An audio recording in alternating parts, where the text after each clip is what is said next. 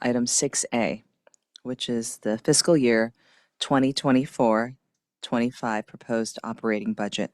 And there's a presentation of fiscal year 2024-2025 proposed operating budget for the City of Fremont. And welcome back. Long time no see. Finance Director Purslin. Thank you, Mayor.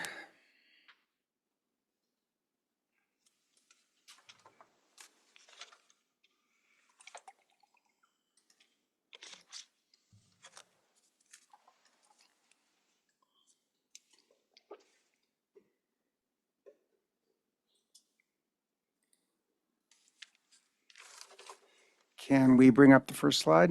There we go.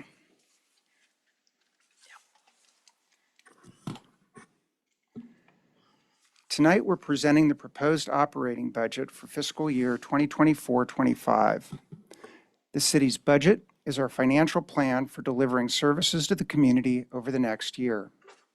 City services supported by general revenues, such as property and sales taxes, are budgeted in the general fund.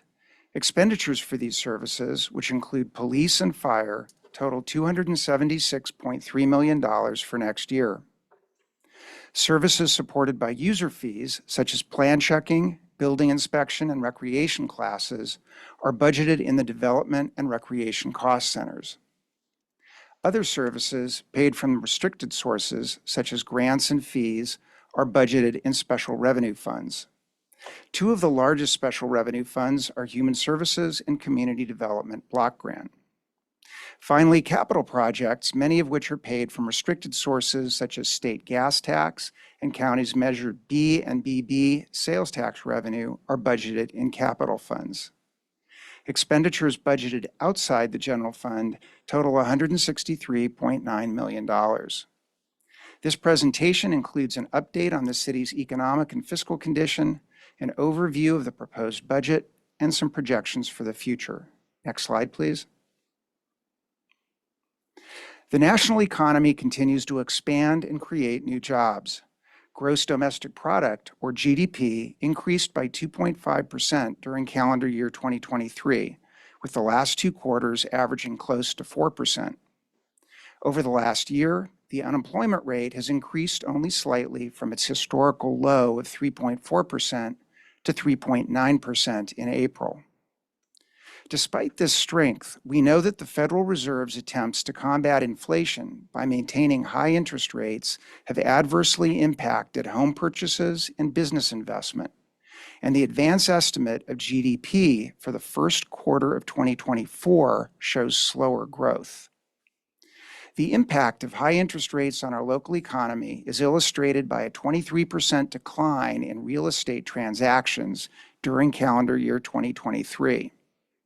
Fortunately, the desirability of our city as a place to live and work has helped maintain housing values at levels close to their recent highs.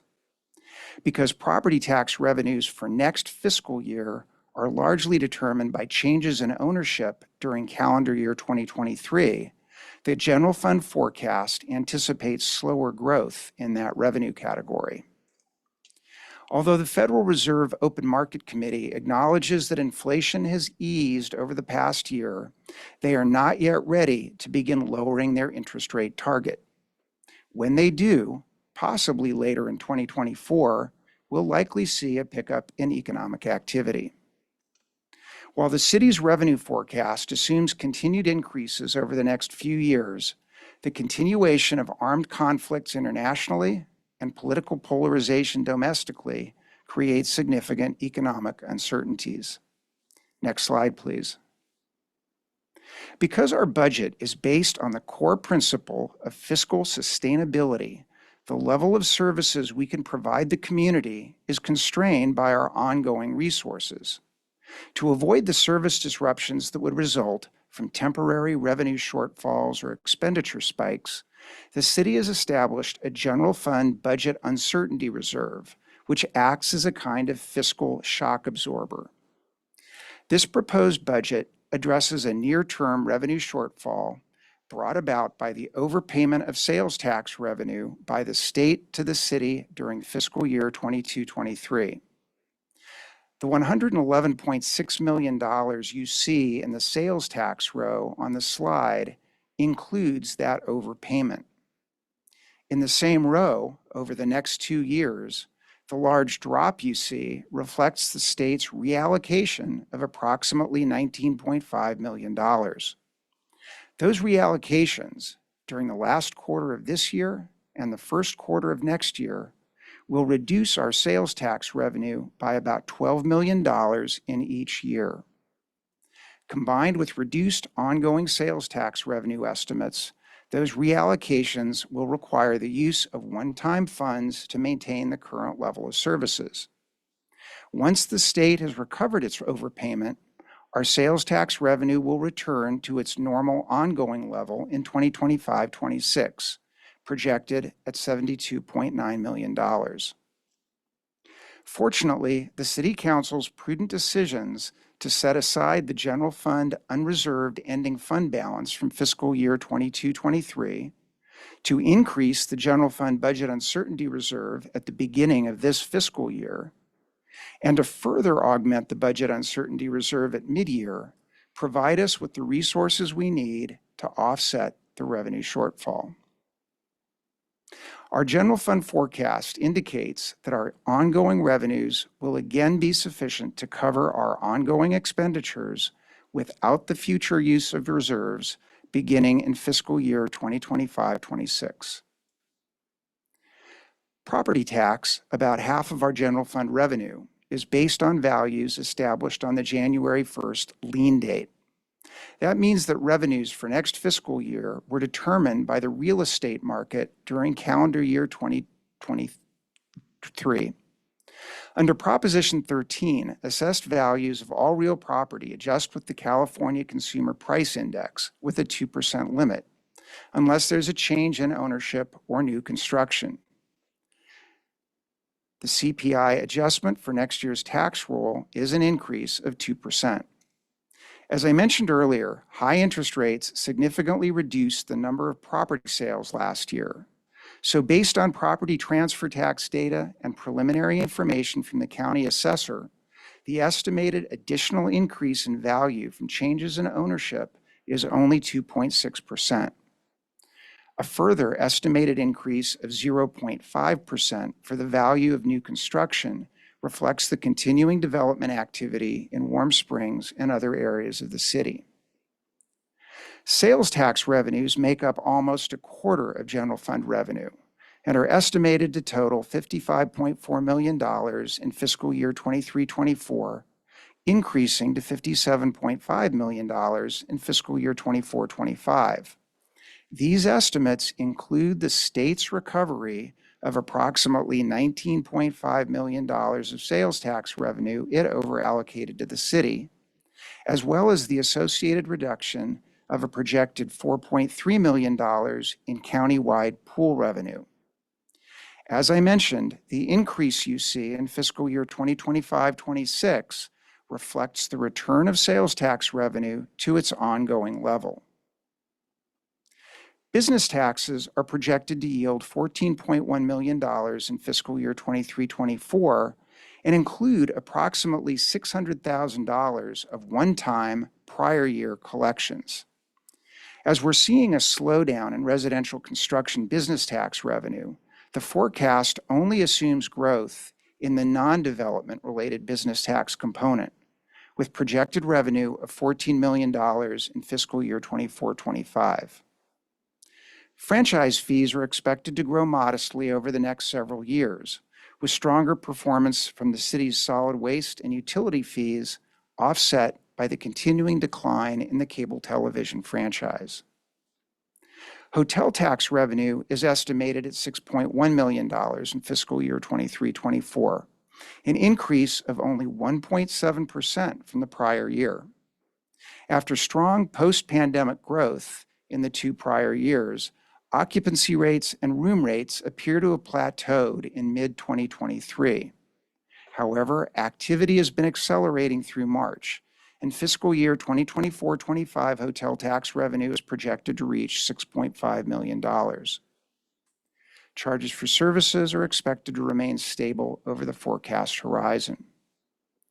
The other category for fiscal year 23-24 includes federal reimbursements of $1.5 million to compensate the city for emergency expenditures during the COVID pandemic and costs of repairing the 2023 winter storm damage. Although we anticipate receiving additional reimbursements in the future, the amounts and timing are uncertain, so they are not included in the forecast. Finally, I'll highlight that the transfers in category for fiscal year 2023-24 includes the City Council's mid-year action to supplement the budget uncertainty reserve with $10 million from the accrued leave liquidation reserve that was established last year.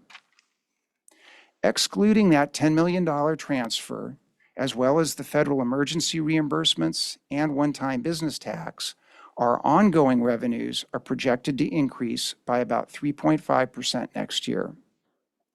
Next slide, please. General fund budget development begins in January with preparation of a base budget that assumes the current year staffing configuration, removes any one-time expenditures, then adds in adjustments for labor agreements, contractual obligations, and debt service requirements. Since most of the city's general fund services are delivered by city staff, the majority of our base budget increases relate to compensation and benefits. The base budget also incorporates pension and retiree health care contributions projected by our CalPERS and consulting actuaries, and includes additional unfunded pension liability contributions per council policy. Finally, we estimate a level of citywide savings for the year based largely on current and projected vacancies. The ongoing difference between our revenue projections and the base budget defines our fiscal capacity for enhancing or expanding services. As the city will be experiencing a revenue shortfall in fiscal year 24-25, the proposed budget includes very few general fund service enhancements. One of the highlights of fiscal year 24-25 will be the activation of the city's new fire truck company in early 2025. Additional service proposals include increased spending for business district activation throughout the city, higher funding for the special event sponsorship program to accommodate expanded events and higher fees, and a new police lieutenant position. Outside the general fund, integrated waste management fees will fund more frequent homeless encampment cleanups, and contracts with the county will pay for additional staff to serve youth and family services clients at the Fremont Family Resource Center. The proposed operating budget also incorporates a cost-neutral shift of the city's Environmental Services Division from the Community Services Department to the Community Development Department, which currently houses the city's environmental sustainability function. The combined resources will better position the organization to pursue the City Council's goal of prioritizing environmental sustainability. General fund budgeted resources in the coming year, supplemented by funding from the Budget Uncertainty Reserve, are estimated to be adequate to support total budgeted expenditures of $276.3 million. It's important to understand that our labor agreements end in June 2025, so no compensation increases have been included in the 25-26 or 26-27 expenditure forecast. Even so, the $25.3 million of unreserved fund balance you see at the end of the forecast period equates to just under 3% of the proposed and projected expenditures over the 3-year horizon, and helps protect us from the unusually high level of uncertainty in both our current revenue and expenditure projections. As part of the 23-24 year-end report in the fall, staff could recommend allocating a portion of any unreserved fund balance for one-time priority projects or programs, unfunded liabilities, or reserve augmentation. Next slide, please. The proposed budget maintains the general fund contingency reserve at 16.7% of budgeted expenditures and transfers out, or $46.1 million, a level consistent with City Council policy and the recommended practice of the Government Finance Officers Association. As I mentioned earlier, the state is expected to reallocate approximately $19.5 million over the last quarter of fiscal year 23-24 and the first quarter of fiscal year 24-25. Those reallocations will require the use of the General Fund Budget Uncertainty Reserve to maintain the current level of services. By the end of the current fiscal year, the state's partial recovery of misallocated sales tax revenue and adjustments for the lower level of ongoing revenue are expected to consume the $21.9 million unreserved ending fund balance from fiscal year 22-23 and reduce the General Fund Budget Uncertainty Reserve from $30 million to $24.4 million. Next slide, please. The majority of our general fund proposed expenditures target the community's three main priorities, including overhead costs. Police, fire, and maintenance make up about 94% of general fund expenditures. The other category shown on this slide includes support for human services activities, debt service payments on the city's bonds, and general fund contributions to community development, affordable housing and homeless services, social service grants, and capital projects. Next slide, please. Although the focus of the presentation so far has been on the general fund, I'd like to highlight some of the major non-general fund operations, including the Development and Recreation Cost Centers and the Human Services Special Revenue Fund. As I mentioned earlier, Development and Recreation Cost Center activities are largely supported by user fees, and the Human Services Fund is supported by a combination of grants and fees for service. In the Development Cost Center, community development staff will be working on a number of projects in 24-25, including selecting one or more locations for publicly accessible electric vehicle fast charging as part of the Climate Action Plan, working with other city departments to address homeless issues, and implementing the new short-term rental ordinance. Permit Center staff will be creating a kiosk center to facilitate the public's use of online services and implementing in-person and virtual appointment-based plan review, including the establishment of a virtual public counter for general permitting questions.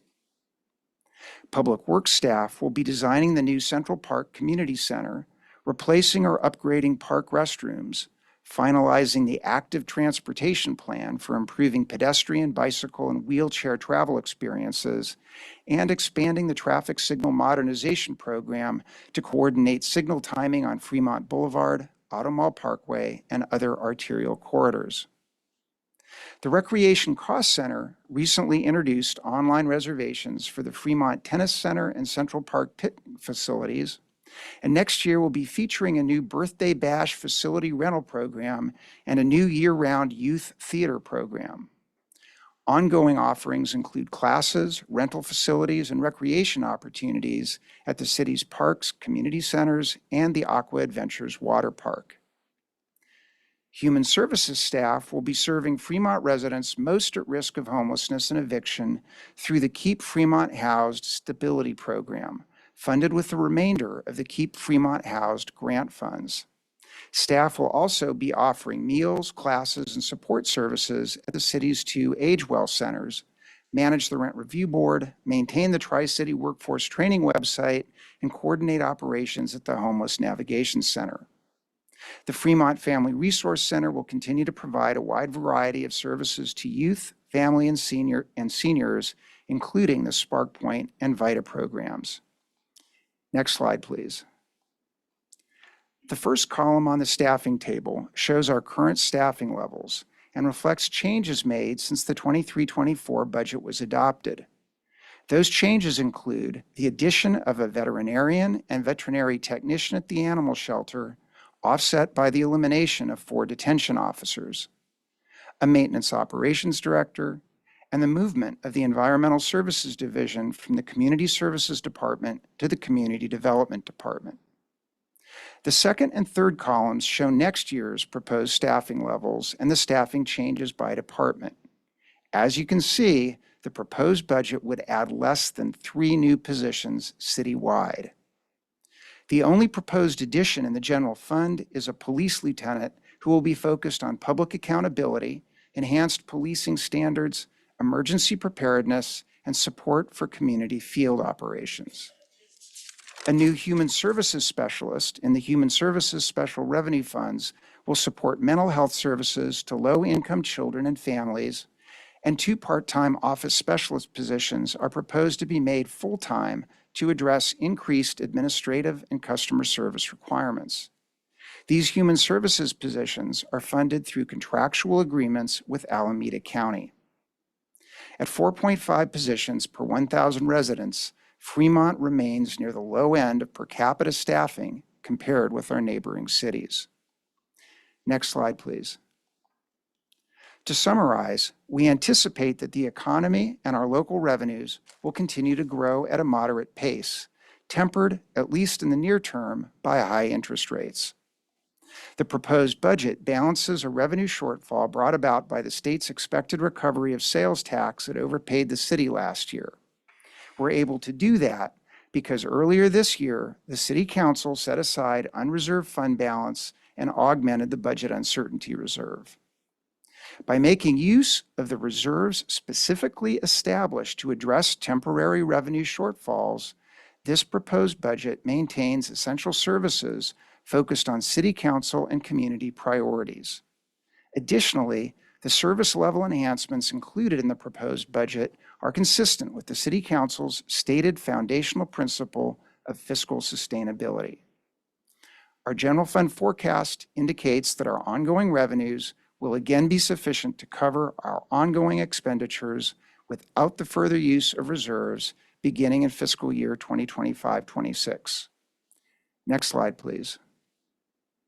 The first public hearing on the proposed operating budget is scheduled for the City Council meeting on June 4th, and the second public hearing and budget adoption are scheduled for June 11th. That completes my presentation, and I'll hand the meeting back to the mayor for City Council questions and discussion. Thank you, Director Purslin, for the presentation. At this time, I'm going to ask for clarifying questions from our council members, and I'll begin with Council Member Salwin. Thank you, Madam Mayor, and thank you, Mr. Purslin, for the detailed discussion.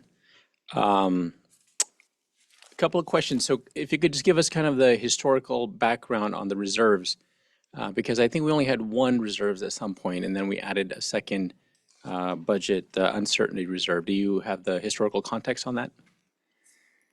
Well, I do, going back a ways. So when I first arrived at the city 10 years ago, we actually had 3 different reserves. We had a budget, we had a contingency reserve, we had a couple of other formal reserves, and then on top of that, we also had a fixed dollar amount budget uncertainty reserve. So I guess there were actually 4. About 5 years ago, we decided to consolidate all of those other reserves, which were adding up to the 16, or at the time, 15% of expenditures and transfers out as the contingency reserve, and increased that level to 16.7% so that it would be compliant with the GFOA minimum. At the same time, we still had the budget uncertainty reserve and began increasing funding for it to reflect the increased level of exposure we were seeing, particularly to sales tax. So at that point, we had the one formula reserve, which is the contingency reserve, and then we had the fixed dollar amount budget uncertainty reserve. And so the budget uncertainty reserve, I presume, is intended for times when there's uncertainty in the budget. Is that correct? When you have recessions or softening of the economy or those sort of things, is that right? That's right. The budget uncertainty reserve is established so that instead of having to basically cut staff every time something happened temporary, we'd be able to continue services and work through whatever the downturn was. The first time that we used the budget uncertainty reserve was actually during the Great Recession. So it was about, I think it was funded at a level of about $13 million before the Great Recession. When the Great Recession hit, we actually drew it down in order to maintain services for several years, and it went down to a level of about 3.6 million, which is where it stayed up until relatively recently when we began to augment it again. And I think there were times when it was overflowing, and then we did the OPEB funding, trust fund, and made sure all the pensions and so forth were allocated. And on this slide on page 4, I think you said it verbally, but just for the benefit of the people at home, you said the 2023-24 estimate is 55.4 million. That you subtracted the 17 million or 15 million or whatever it is for that year and the following year, which is 2024-25. Is that correct? That's correct. As I mentioned earlier, the impact of the state's takeaways both this year and next year are costing about $12 million in each year. So the $55 million that we're showing for this year and the $57 million for next year, if you added back that $12 million, that would give you some indication of what our actual ongoing sales tax revenue would be if the state wasn't clawing back the money they had overpaid. So like I get 67 and 69 million. Okay. I also liked how you discussed the other funds. So general fund is one portion of the funds and probably the most sensitive and the one we're most concerned about.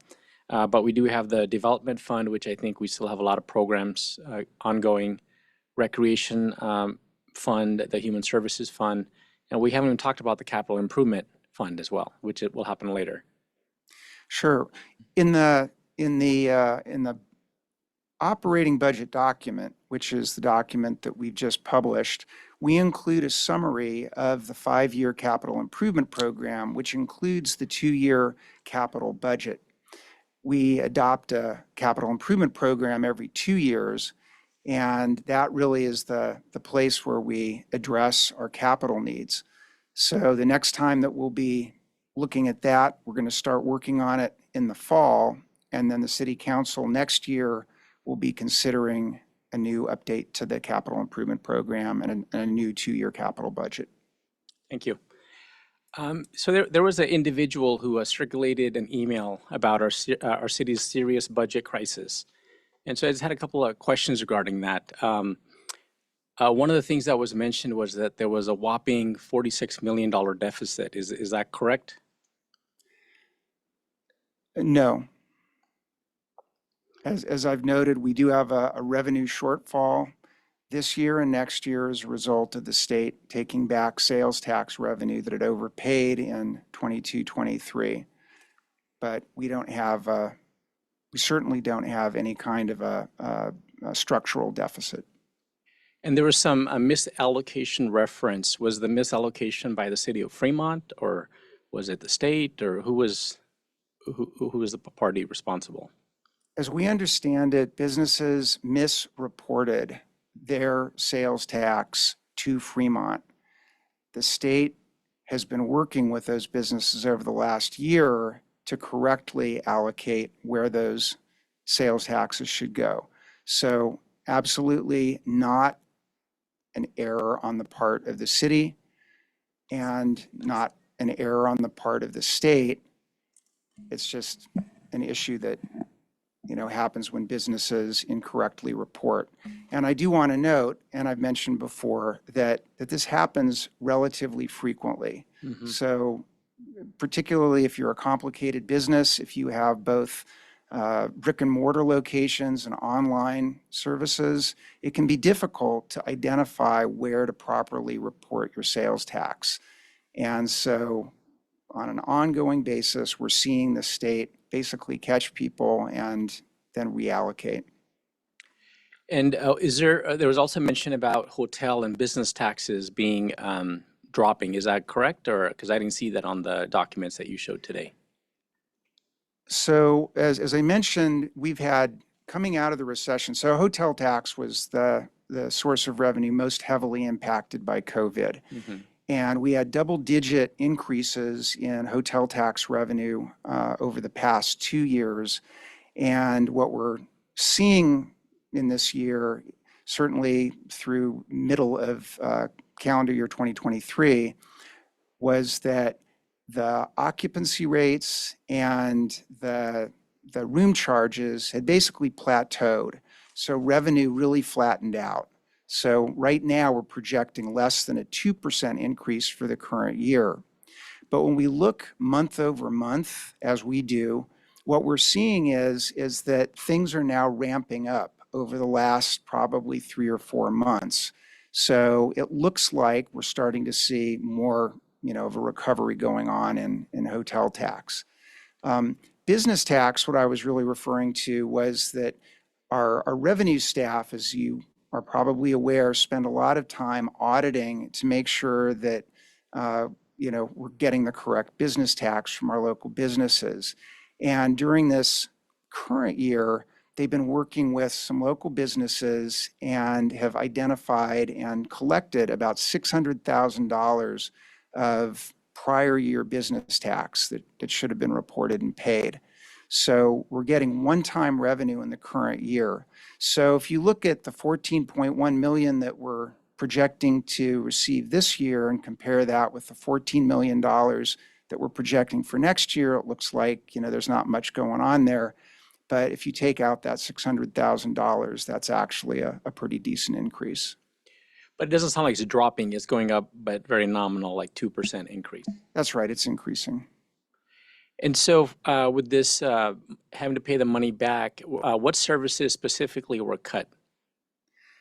So the only thing that we've actually done in the current fiscal year to address the revenue shortfall is to suspend the additional transfers for maintenance that we had put in this year's budget.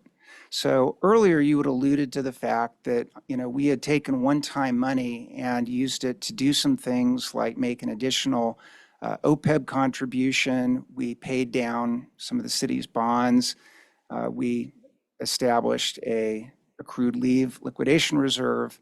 So we did a lot of things to try to use that one-time money. And then we felt that at least some part of that was probably going to be ongoing. So the very first part of that we were going to try to program was maintenance transfers in the new year. So we did, in the adopted budget, include additional transfers for maintenance. Those are additional. And then as soon as we realized that, hey, that wasn't really ongoing revenue after all, that was going to go away, we suspended those transfers. So we didn't stop anything that we were already doing. It's just that we weren't able to do some of the things that we were hoping to with what we had thought was going to be new revenue. So just to follow up, that was an enhancement service that we were contemplating, but because of what we found out, we pulled back. That's correct. It was not cutting any services from where we were at the baseline. That's correct. Okay. Excellent. And then there's also was a concern raised that our assumptions were overly rosy, like we were anticipating 7% growth. Is that correct? Or you sounded to me like you said 3% was what you were thinking, but correct me if I'm wrong. I'm not sure. Are you referring to the projections in the revenue current year increases? budget? Yeah. Going forward. I think the projections that we have in the current budget are based on the information that we have, historical growth patterns, and information that we have about what's going on in the general economy and each of our revenue segments. So whatever we have in the proposed budget are what we think are best estimates, and I certainly don't think they're overly rosy. So I guess what I'm trying to say is that like 3% increase from this budget cycle to the following, or what percentage are you increasing? So overall, we're anticipating that our revenues are going to increase 3.5%. Great. Thank you very much. That was very helpful. Okay, next for clarifying questions, because we also have, I think we should go to Councilmember Casson. Councilmember Cassens has her hand Yes. raised for quite a while. Let's make sure we go to her. Thank you. Thank you. I have a few questions. One question is about the budget uncertainty reserve. I feel like I'm seeing different numbers that don't make sense to me. So in this presentation, it says we're reducing the general fund budget uncertainty reserve from 30 million to 24.4 million by the end of fiscal year 23-24. But in the May 5th presentation, it said that we had increased the budget uncertainty reserve to 20 million. So how did we get from 20 million to 30 million?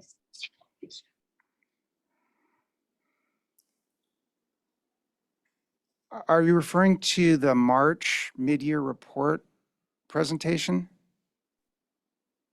Yeah, on the presentation we got on March 5th, it said in the slides that were presented, it said the budget uncertainty reserve was increased to $20 million in the fiscal year 23-24 adopted budget.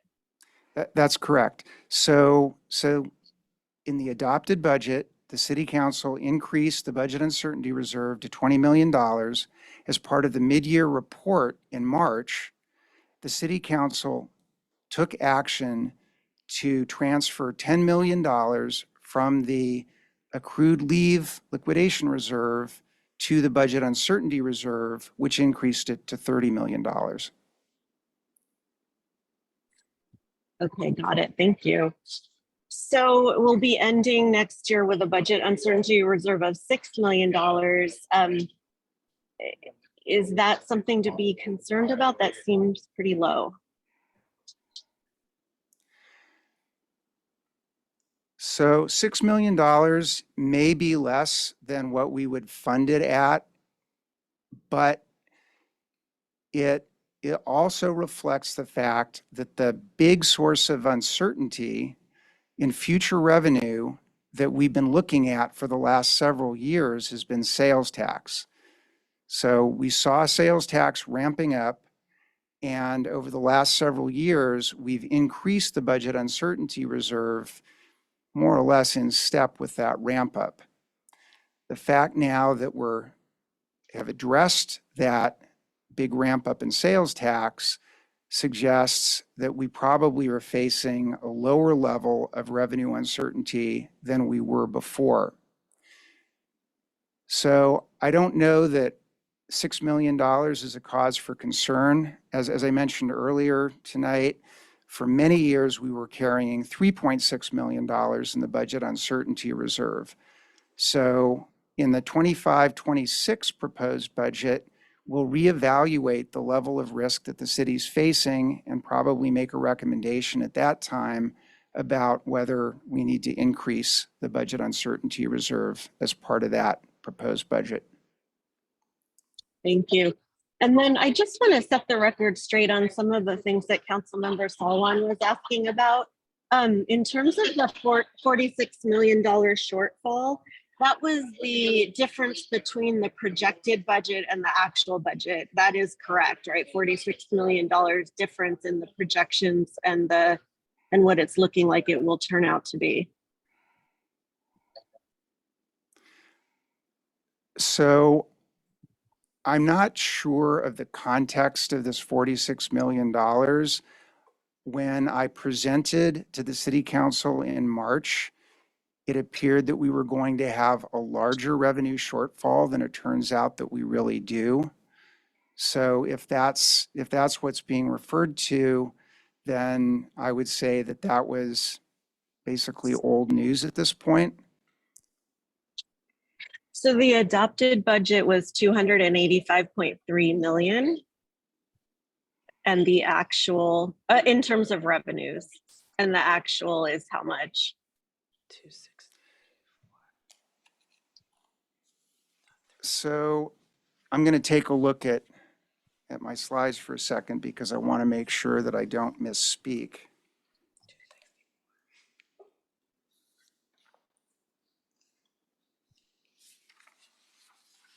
So the revenue that we're anticipating for the current year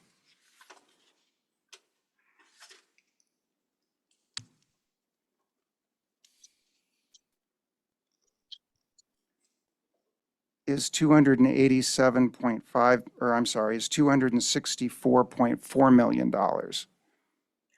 Okay, so it was a $20 million difference. Right. Okay, great. Thank you. And then I have another question, and I'm not sure that you will be able to answer this. I noticed in the section on the police objectives, there was no mention whatsoever of animal services.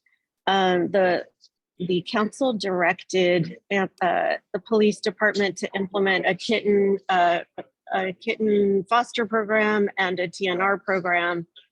That was actually mentioned in the previous budget that they would do a TNR program, and now neither of those things is called out at all in the budget. And I have been hearing some rumblings that even though the council did direct animal services to work on these programs, that there's no immediate plans to do so, and there's a concern that maybe there just still isn't enough resources. So I just wondered, are these programs going to happen in this coming fiscal year, or are they not? I mean, they're not listed at all as objectives of the police department.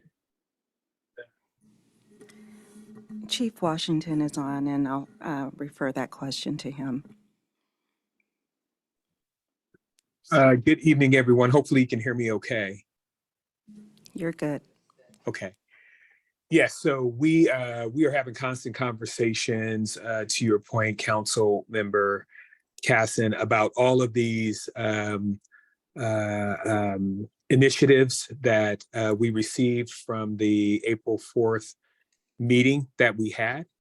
And although it may not be reflected in the documents before you, I can assure you that all of those things are being thoroughly vetted, discussed, and we are continuing work every single day to determine if or how we can move forward with those initiatives. So we just had a meeting earlier today about many of the things that you just mentioned. Do you expect that either or both of those programs will be implemented in the coming fiscal year? Like 24, 25 fiscal year? Yes.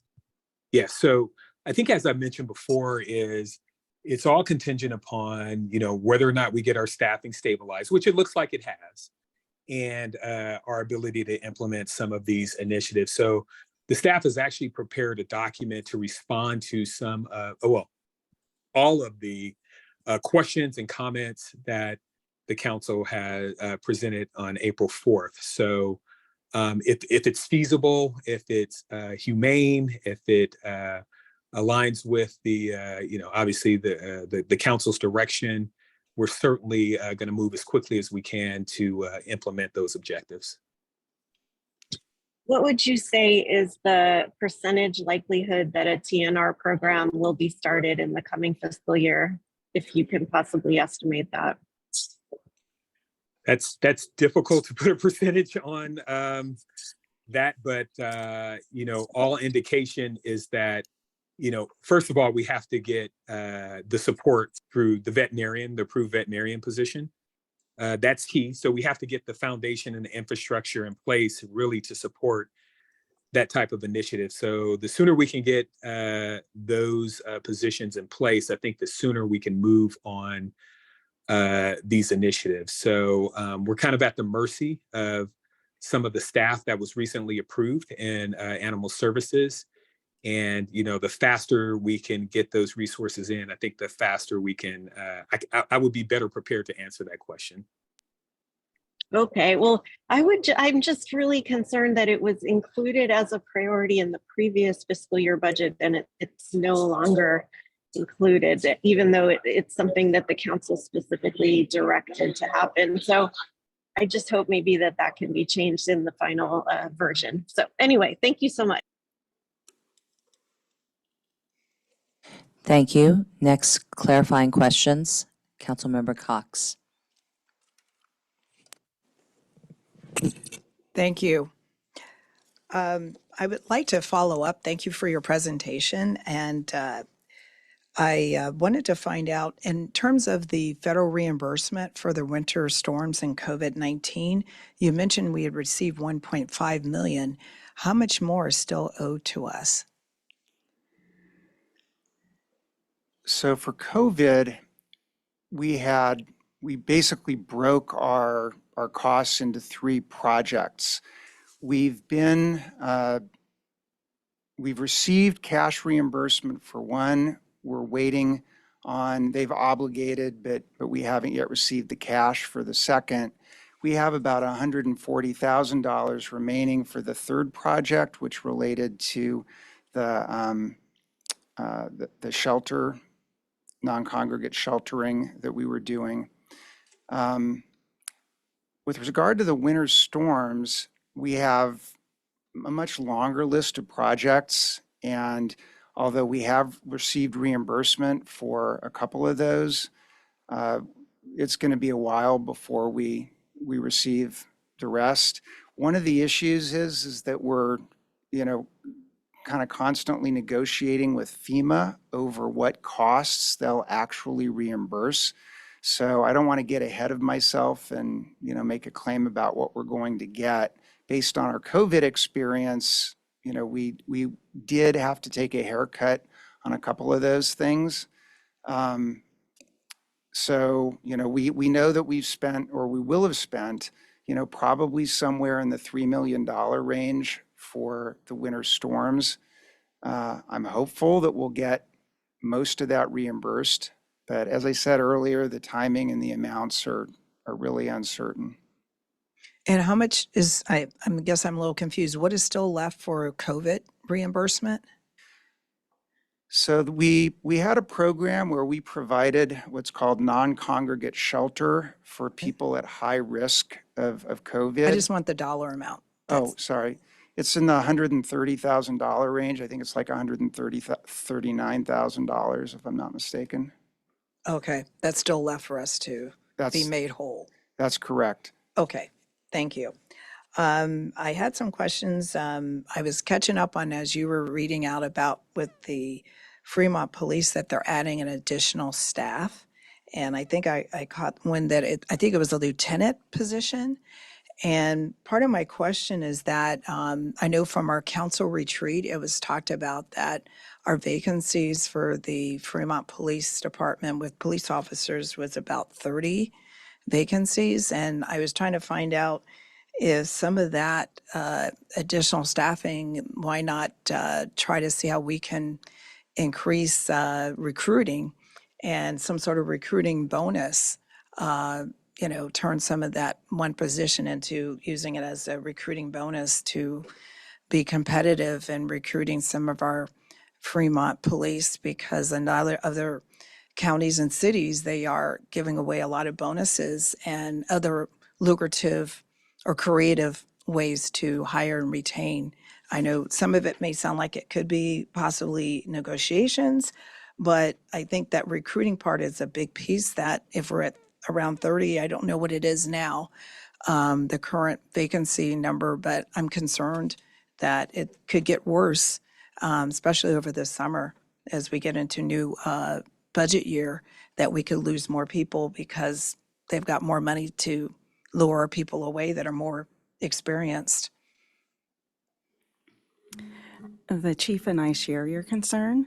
And as a matter of fact, he and I and our human resources director, Tina Gallegos, had a meeting this afternoon to discuss this very thing, looking at different and more creative ways to recruit officers here to the city of Fremont. So at this point, there are many things on the table that we will be researching further. But again, one of our number one priorities, which is also one of your priorities as a council, is to enhance public safety. And so recruiting more officers is top of our list. Okay. I just know from having a lot of town hall meetings that some of the residents, and I'm sure probably my other council members may have faced some of the same service levels, that if they call in and they see something dangerous. We had a case where an individual was walking around in District 6 Irvington neighborhood with a machete, and someone had called to report it, and it was not given necessarily a satisfaction that a police officer was going to be dispatched. So I'm concerned about the service model and the community safety. So if there's some way that our budget if it can be adjusted to allow for some sort of recruiting, that would be a good priority for us to focus on for community safety. So, but I appreciate you having the meeting, but I would like to see if there's some ways to be more creative to not have those leave us, but be able to stay in that regards. One of the other things that I wanted to find out was that as far as, we see a lot of things happening with our fleets, and I know you talked about the EV charging stations. What is in our budget right now for, I guess, like, especially for the Fremont Police? What kind of equipment or cars, are we going to be purchasing more cars as part of the budget? So we do have police vehicles included in the budget for vehicle replacement. I know that we have a set of patrol vehicles that have been ordered and are due sometime around now. I don't know whether they've come in or not. And I know that we're in the process of setting up an order for another round of police vehicles. How many approximately are included in this budget? I can't recall. I don't know if we have somebody from Fleet on specifically, but I just want to be clear that these are scheduled replacements. So we're not adding vehicles to the fleet. We're replacing vehicles that are already in the fleet on a schedule that's based on evaluation criteria that has to do with the age of the vehicle, the mileage, and its maintenance issues. So the actual number of vehicles that we replace each year is based in large part on that evaluation criteria. So nominally, we may have, a certain number of vehicles scheduled for replacement, but we use definitely objective criteria for replacing them so that we're not just getting rid of stuff that's good, even though just because it's scheduled. Okay, I appreciate that. I know that it's part of the planning out for the next couple of years to do the replacement. So that's good to hear. Could you go back to the human services? I think I saw there was a 1.7 staff that's added. So you're saying that it was 2 temp positions? I'm trying to recall what you were referring to on that Right. part. So one of the positions is a full-time position that's related to a county program where we're required to have somebody with a certain skill set. I think the part that might have been confusing was that right now we have 2 part-time office specialists who perform duties that include data entry into some of the various systems. So you may know that, for example, the county homeless system requires us to do data entry for everybody that we're dealing with. And then secondly, to essentially perform front office type work for people coming in to receive services at the Family Resource Center. Because of both the combination of increasing administrative requirements of all these various programs, and then secondly, because we have more people coming in to be served, we're going to increase both of those part-time positions to full-time. And as I noted, those are primarily being paid for from the contract with the county and then a combination of some other grants. Okay. It's a little unusual having 1.7. You can't have a 0.7 by person in that regard. So I know that there's been some discussion in the past regarding with the fire department and how, they're trying to address the service model for ambulance. And I know that some of the counties are going out for RFPs that could possibly take about 2 years to award for a new ambulance services. And with our budget, does it include any surge ambulances for the interim as we wait for 2 years for contract award? The budget does not.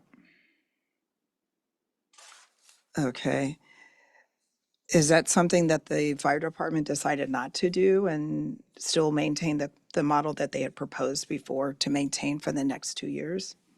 Is that Well, going to with be the uns- sufficient? With the uncertainty of where the RFP will land, and the fact that our fire department likely wouldn't be going out on calls like an ambulance provider would, we determined that that wouldn't be necessary for us to spend that amount of money this year, uncertain as to what our model will look like 2 years from now. And so if necessary, if indeed we do go to a model like that, or other cities go to a model like that, we're prepared to partner with those cities and whoever the ambulance provider is. Those are the discussions that we've been having. So we would be under a MOU arrangement with some of the other cities if we had to tap Something in like that. a joint Yes. collaborative agreement? Okay. I just thought I asked that. And in terms of, as we plan ahead, I know there's some information that'll be coming next week on May 21st for the homeless response report. How much of the budget did we increase from previous year to now? From now till next year for the homeless encampment? How much are we anticipating in the budget? So the enhancement was, I think, something like $282,000 a year for the contract to increase the frequency of the cleanups. Okay. And with there, I guess I know we're going to have budget adjustments and reviews after 6 months, so we'll take a look at that. Okay, that's the end of my questions. Thank you so much. We have also, each of the council members, I think Councilmember Casson also raised her hand again, but we're going to go to Councilmember Campbell first. And then we're also due for a break around 8:30, a little after 8:30. I actually don't have a bunch of questions. A lot of it was already mentioned. I just wanted to, at a really high level about the forecast and the assumptions that we're making for the upcoming budget. In your budget presentation book, you says that due to the international conflicts, and you've mentioned that, and domestic political polarization over the next years, you do assume continued increase in growth over the next few years. So my question is, and I went about it the round way, is this a conservative growth, or are we being more aggressive in our growth estimates? This is a best estimate based on the information that we have right now. So I have noted those risks because it is important to understand that things can change, as we saw that happened like when Russia invaded Ukraine and oil prices jumped up. So things can definitely happen if Congress locks up and fails to pass a budget or fails to raise the debt ceiling. That could have a significant impact. But our estimate is based on what we think is most likely to occur over the forecast horizon. So it's neither conservative nor aggressive. Okay, and I understand you get your numbers from various sources in which that we're looking at the unemployment rate and some other areas that we project. But do we just take what they give us, or do we, because I guess because of the tax thing, the sales tax thing, I'm wondering if we don't necessarily have to take the exact numbers that they give us, that we could maybe be a little bit more conservative, and if they say 2, we can say 1. Does that make sense? So it's important that we take into account all the information that we have. So, and there are various stakeholders around the city who have an interest in the forecasts that we make for revenues.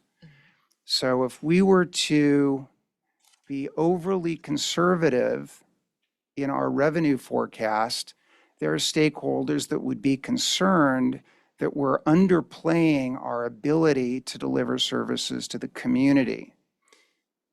And on the other side of it, if we were to be overly aggressive in terms of our revenue forecasts, then we might wind up in situations where we've overcommitted and then have to take some kind of a drastic action, like maybe laying off staff. So the best course of action for us is to take the information that's available, combining it with our historical knowledge. So if, we see that things typically increase by whatever it is, 5% a year, maybe this last year things increased by 7%, but that might not mean that they're going to keep increasing at 7%. So we might go for the long-term average rather than, what's happened in the most recent history, so that we try to make sure that we don't either get ahead of ourselves or potentially get behind ourselves. Right, and that's when you're projecting revenues, but let's talk about expenses. Because we want to spend, we definitely don't want to spend everything we have, because that's why we have our reserves, so that we don't. So how do we forecast the expenses so that they meet the revenue and we're able to set aside, without the historical and the national average and the unemployment rate and all that other stuff? So the vast majority of our expenses relate to personnel. And we have MOUs which define increases for both things like salary and specialty pays, and also for benefit payments. In addition, we have information from CalPERS on what they anticipate pension costs to be going forward. And we also have a consulting actuary that assists us with our retiree healthcare costs. So we use information from all of those sources to project out what our personnel costs are going to be. So over the next year, for example, we have a pretty good idea of what those personnel costs are. Now, as I noted in the presentation, our MOUs with our bargaining units end in June of 2025. So we aren't making any assumptions at all in the forecast right now for what those increases might look like, just simply because we don't know and we're going to have to negotiate over those. Right. For the items that are things like supplies or service agreements, again, in the course of like the next 1 year, for a lot of these things, we have multi-year agreements. And so we know what those costs are going to be. We have a pretty good idea. They might have a CPI inflator, and we know what the CPI is right now.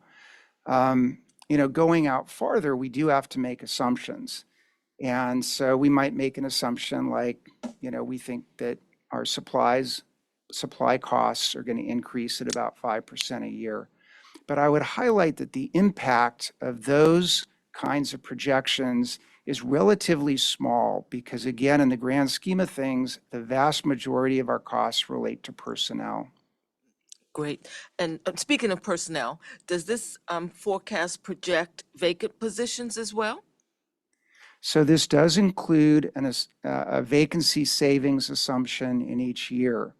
We're assuming that next year vacancy savings drops a little bit to about 7.5% of our budgeted expenditures.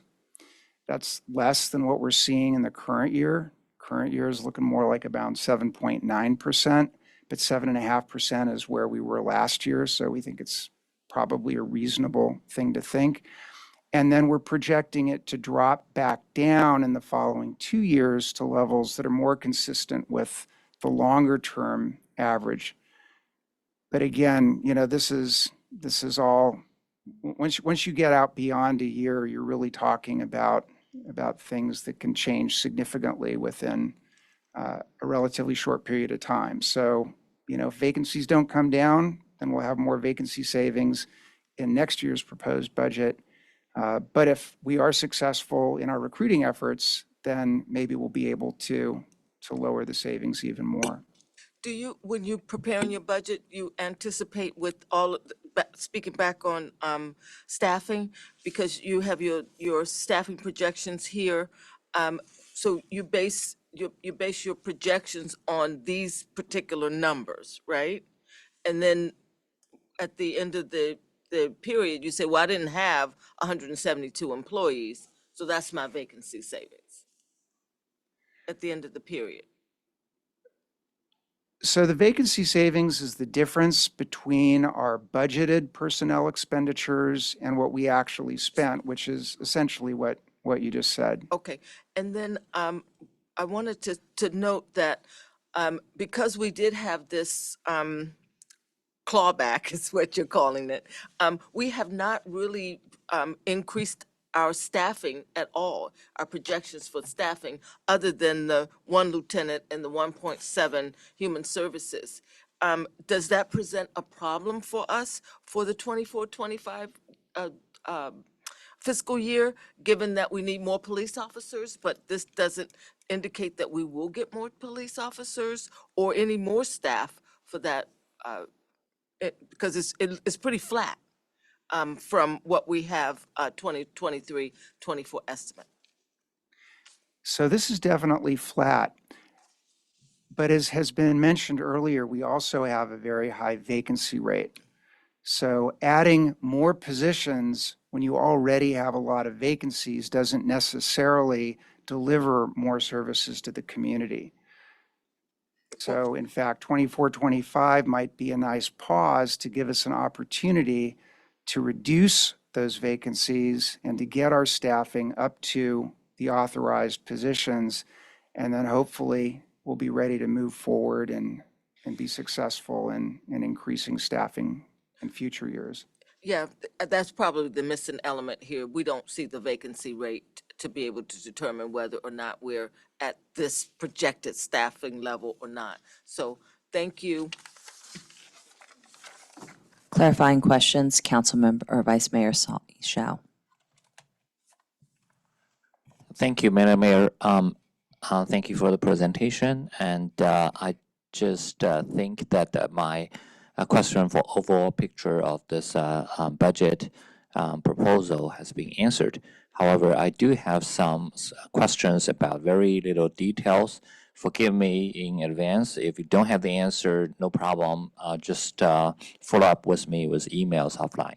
So I basically look at the significant change between this year's budget and last year's budget. And I would focus on two departments. One is our city council. And the budget increase for the major change is over $28,000, counting for more than 4% of the increase. And the reason given is that due to higher information technology costs.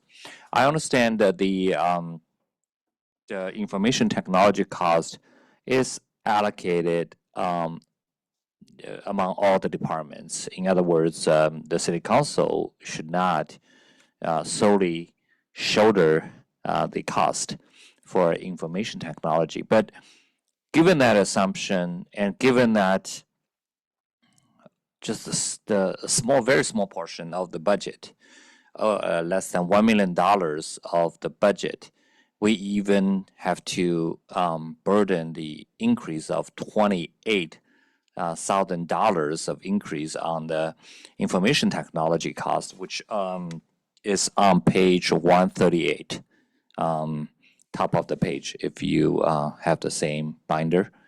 That's the one in front of me, page 138. Then I would imagine that for the whole city government, the increase of information technology cost would be millions upon millions. That's just my assumption. And I wonder why. Because this increase hasn't been seen in the previous year's budget. And all of a sudden, for this year, there's this increase.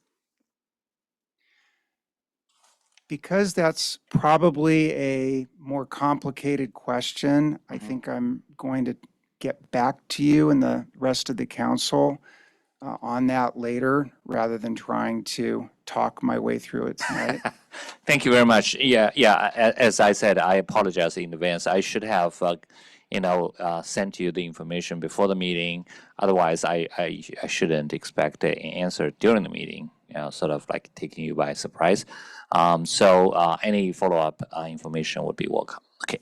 So this is one part. The second part is for the Economic Development Department.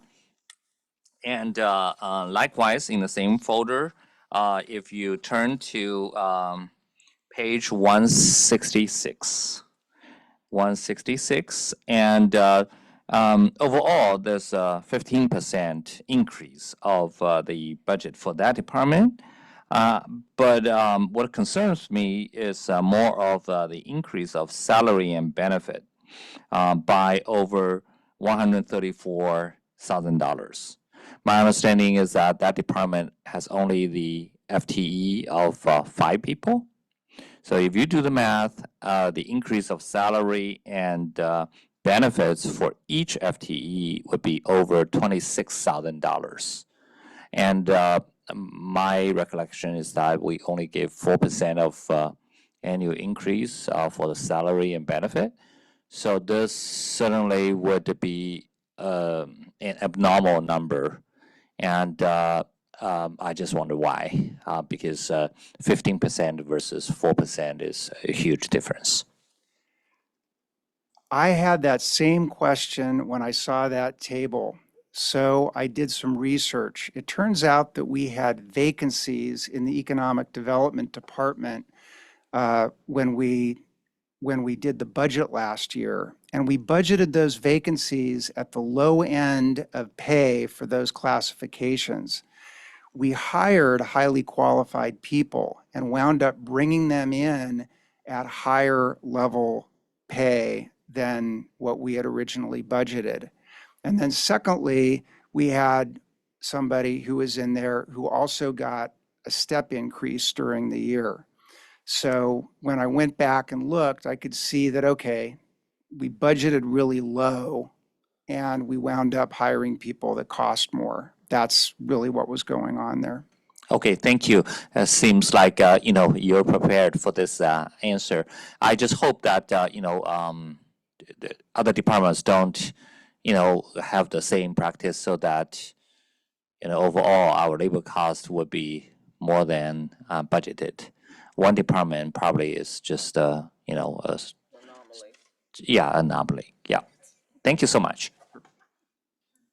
That's all for me. Thank you. Well, next I have Councilmember Kang, and then we also have Councilmember Casson, I think, still. So Councilmember Kang, and then we need to take a break. Oh, and then we have a speaker card too. But Thank we you, do Madam need to take a Mayor. break for the speaker. All right. Thank you, Madam Mayor, and thank you to Director Purslin for your detailed report. And I think that I'm grateful and we're fortunate that we're with the staff's diligence in our past policies of maintaining the reserves, we're able to ride through storms like this. And I wanted to see if you see any opportunities in the coming year that we will be able to replenish the reserves, and if so, what would be our strategy in doing that? So as I mentioned, probably the first opportunity to do that would be as part of the year-end report in the fall. At that time, we will have closed the books on fiscal year 23-24, and we'll know how much ending unreserved fund balance we wound up with. Now, right now in the proposed budget, we're assuming 0. We're assuming that we're going to be drawing down the budget uncertainty reserve and that we'll have no unreserved ending fund balance. It's possible, I'm not suggesting that we will, but it's possible that we'll have more revenue or more expenditure savings than we're currently anticipating. So it's possible that we might have some unreserved fund balance to report as part of the year-end report. So that would probably be the first opportunity if we wanted to augment the budget uncertainty reserve. We'll be coming back again in March of next year with the mid-year report. And at that time, if it turns out that revenues are outpacing our projections, then that would be a second good opportunity, because we'll have a good sense at that time of whether we really have more money that we could use for that purpose. So those would be the two main opportunities during the next fiscal year to increase reserves again. Great, thank you very much. Thank you. Clarifying questions, Councilmember Casson. And then we also have a speaker card.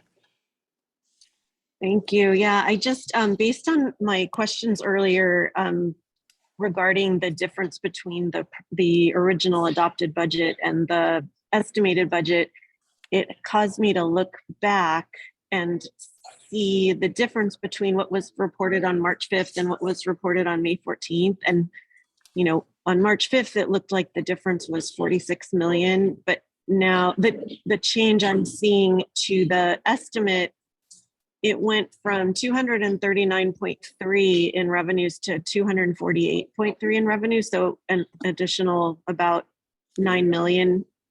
So what happened between March 5th and May 14th today that caused the adjusted budget to increase by 9 million? And then also when I asked what the difference was, you said the difference was 20 million, but it really looks like it's more like 37 million between the adopted budget and the estimate. Well, I just want to clarify. So when you were talking earlier, you mentioned $280-something million, and I said that the actual for this year is projected at 260. While we were speaking, I actually went back to the historical section of the budget and looked, and it was actually $30 million. So the adopted budget was $291 million in resources, and we're looking at about $261 million. So I think it's about a $30 million difference today.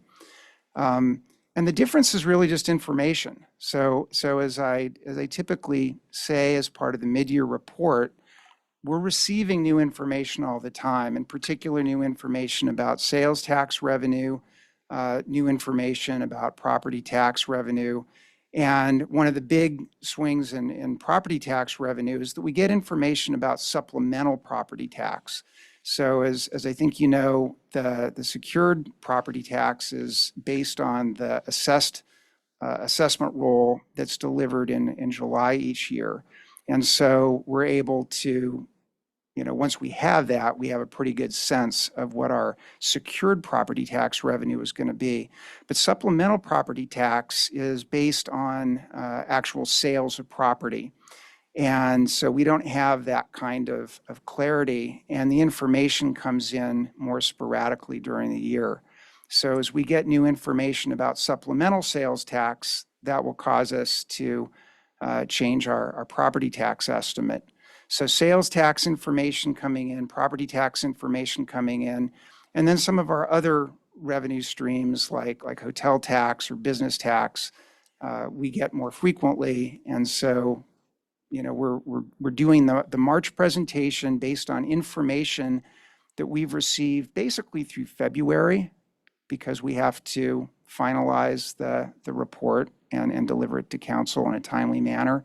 So, really what we're talking about is information through February, and what we're reporting on today is information through the beginning of May. So it's actually a significant difference in terms of what we know now versus what we knew then. Yeah, well, that is good that it's an additional 9 million. That's going in a good direction. And at what time of year, and I know I should know this, but remind me, what time of year is it when we really can, stop moving the numbers around and say this is what it actually was? When we close the books, typically in October, that's when the numbers stop. we don't receive our last quarter of sales tax revenue until the end of August. So, and that's typically the last big chunk that we'll see. But because we receive revenue in arrears, sometimes 2 months in arrears, that means that revenue that we'll be reporting for June, we don't receive until the end of August. And so it doesn't really factor into our reporting until September. And then in September, we have to review everything to make sure things are properly classified, that we haven't inadvertently miscategorized something, which sometimes happens. And so it's really October when the numbers stop moving. But until then, the numbers will absolutely move. Okay, great. Thank you. Thank you. May I call the speaker, please? Kelly Abreu.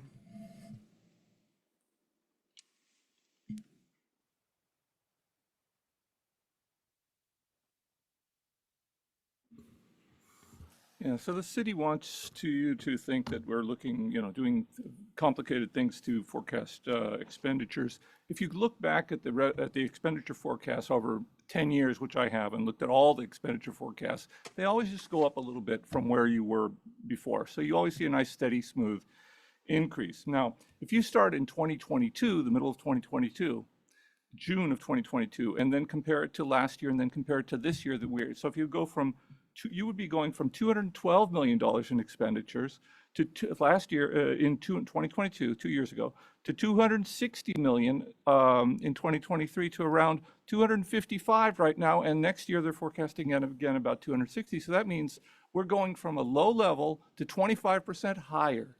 And if you look at all these departments you're spending on, and you don't compare it with last year, compare it with 2 years ago, you see a 22% increase in many of these departments in the last 2 years. Your revenues, your expenditures have soared. Now let's look at how the city's message here, the PR message is, we only have 1 year temporary deficit. It's not a structural deficit, and it's only 1 year, temporary. So if you look in 23, it was $297 million coming in and 313 going out, $16 billion deficit. 24, 264 coming in, 274 going out, $10 million deficit. 25 next year, 261 coming in, 276 going out, $15 million deficit. 3 years in a row. Last year 16, this year 10, next year 15 of deficit. But they only want you to think about the deficit that we're doing now. Don't think about last year's deficit. Don't think about next year's deficit. Only think about the deficit that we're in right now, because it's just right now. And it's only a temporary passing transition phase. It's a Buddhist idea. And so Buddhist finance forecasting. And now the city has no knowledge of the cause of the sales tax revenue. That's the other message here. We have no knowledge. We don't know. The state, it's all with the state. Remember, it didn't even have the sales tax information, but then later it turned out we did all along. But so we have auditors going out looking at business tax revenues. We're auditing like crazy, but somehow staff doesn't have the wherewithal to think, well, why don't we send the auditors to look at our sales tax information and have them figure out what happened and what can we do to stop it from happening again? Remember those questions about what can we do to stop it from happening again? No, we just have a hands-off policy. We don't want to take responsibility for our role in ignoring what was going on and grabbing the money while it was coming and not asking questions. We don't want to proactive or preventive. Thank you. And we're way overdue for a break, but this is a report out. So we're coming back to us on June 4th and also June 11th. So are there any additional questions? I think we've certainly asked some for today. Councilmember Salwan. I was wondering if you could address his comment.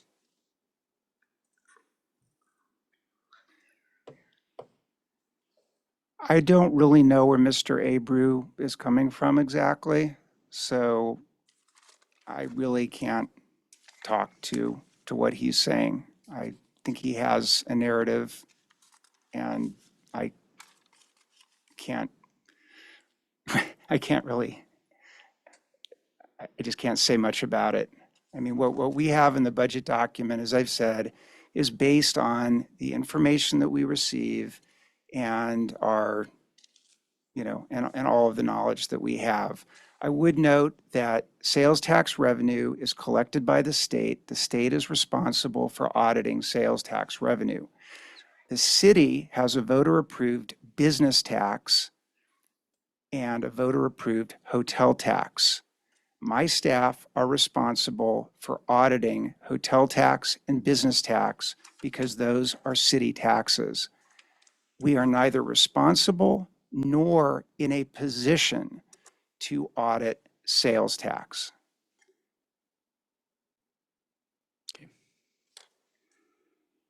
Great. Are we comments or? I think we're either going to have to our Sorry, steno captioner. Our steno captioner has dropped off and another one has come on. Oh, okay. I just wanted to make sure. You'd like to wrap up. So I'd like to wrap up, I think, at this point. I just wanted to say, because I think this will be coming back. I appreciate the comments and questions that we've had. I also wanted to clarify just real quickly, because I didn't speak yet. I appreciate the reports. I know some of the questions that have come from the public too, that we've received public comment on, pertain to, like, for example, quiet zones or infrastructure, and those are under their capital improvement projects. So I wanted to make sure people understood. It's not that we don't hear them. And then we also take into note the comments about some of the projects and objectives that the council talked about at the retreat as prioritizations. And certainly we'll have on staff for that evening, people from the different areas, such as our PD and fire, I think, to answer questions, because in case we have more public questions. Ideally, if there's any comments from the public or from the council, feel free to send it to Director Persson in advance, and also to all of us, so that we can make sure that we have greater insight, because I think that helps us to be better prepared. That being said, are there any other, thank you. We'll be seeing you again very soon at the next meetings. But are there any other comments at this point? So that was our last agenda item this evening for reports on committee assignments. I just wanted to thank Mr. Persson. I know it was a detailed dive this time, and I appreciate all the comments and feedback. And just for our city management, if there's a way we could put a press release about this sales tax issue, there's a lot of misinformation. And so it'd be nice for us to just put it out there so people know what the issue is and how it's impacting us and how our budget is going forward. I think that would be very helpful. Oh, Mayor May, Yes, Councilmember Campbell, yes. I'd like that press release idea, and I'm still interested in some type of community advisory,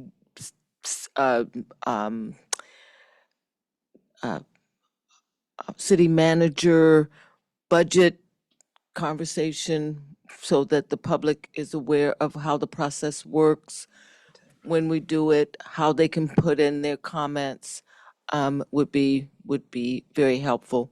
I know we've been doing some social media and encouraging people to come in and talk to us about the budget and giving us ideas on what they think is a priority for the city as well. So it would be really good if we had more public input. And yeah, so that definitely is happening, and I do want to highlight that we have been doing a great deal of outreach through our various media outlets. So the social media outlets, our Fremont Connect. As a matter of fact, at Councilmember Campbell's upcoming town hall meeting, yes. we'll be having a budget discussion there as well, just to help people understand what the dates are, how the budget is developed. Not a super deep dive, but as you stated, just helping people understand how the budget is developed. And we will continue to do even more outreach along those lines. I don't want to set any false expectations in terms of what we can add to the budget or what may be removed from the budget, but I definitely agree that the more people understand how the budget is developed, the more informed they'll be, and the more maybe they'll come out and be participants in these type of discussions. But the information is definitely out there, and we're definitely trying to encourage more participation. It sounds like what Councilmember Campbell has asked about is how some cities have a participatory budget, but ground up from the community, but there's pros and cons to that, because right now we are very restricted. And as you can see, by looking at the forecast by the head count and some of the other areas, we're not expanding other than some of the areas that the council has already given direct guidance to. So, but I think it is important because far too often, we don't have people show up for the budget discussions in our town halls, and we have 3 meetings for the budget. And then it's not till after they see the budget, then they're asking, why is it that this isn't happening? And so we would love for people, and I even said that today, I've talked to 2 different groups of students and other areas to include them, whether it's the students that are in high schools or even our parents and community members. I think this is where I know some of you on the council also sit on Rotary, sit on other clubs or other community engagement events. Please encourage people to come out and speak on this. Councilmember Salwin, did you have another thing? I saw you push the button. Mike alert. I was going to say, this is my 10th year on council, and every year we invite folks to come to the budget presentations, and we try to do everything. And despite all of our efforts, we only get a handful of folks. So, I really wish there'd be more passion about this, but I guess most folks would rather just watch it at home or talk about it after the fact. So, but I appreciate all the efforts we're doing, and let's keep putting it out there so we can get more people involved in the decision making. Thank you. No, One last thing, I promise. go ahead. While we're on this topic of more community engagement, I want to take this opportunity to put a plug in for the upcoming My Fremont survey, which will again give the community yet another opportunity to provide input into the budget preparation process. So stay tuned for that. Thank you. And so hopefully we also hear from some of the other efforts that, I know that we've all been working to try to secure additional funding. That's part of why I went out to DC, is to focus on, specifically for homelessness and housing task force. And so for additional vouchers for that, and also to focus on veteran vouchers, because we definitely don't want to have those 2 words together in terms of homelessness and veterans. Right, and more beds for, since I went to the county, District 1 had a budget workshop. It was just an overview, similar Yes. to just what we're talking about, how the budget is developed, what goes into the budget, when it happens, all of those kinds of things. It was really well done. With Supervisor Halbert's office was there. Susan Marinici's office was there, and then some of his department heads was there. And so they did a real high-level overview of the budget process.